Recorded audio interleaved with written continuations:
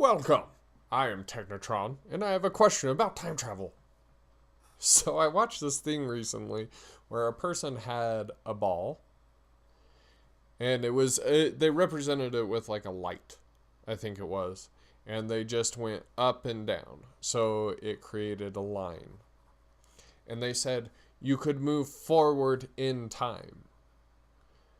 And how they displayed it, if this was just going up and down, so we'll just make a little arrow here, and it was moved, it would make a line like this. And I thought it'd be cool to represent it with like a sparkler, how you take a picture of it and you can write out your name or something like that. But essentially what they said is if you could move forward from a point while it is moving, you could theoretically go forward in time. I think they've done it in movies and things like that, where the further you get away from an object and how fast you get away from the object, the original point will continue to move in a frequency of time before you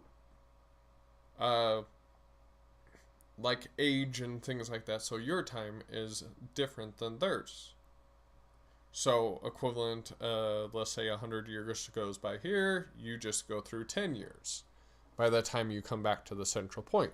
So they're measuring it with distance, I believe, like how fast you move and how much distance you can essentially cross. And that's what this was represent, this squiggly line thing.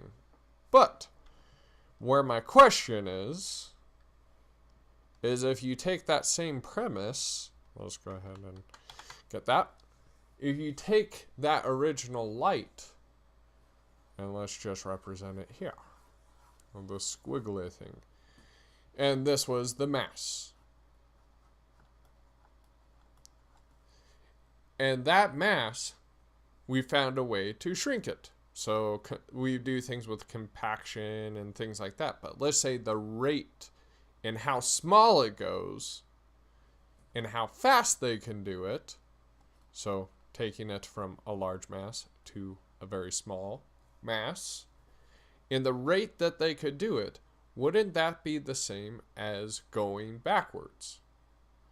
Because the original mass is going like this and it shrinks down really quickly, like let's say the speed of light or something, and it goes from a human to a molecule or even smaller than that. Would there be a point where that could go back in time?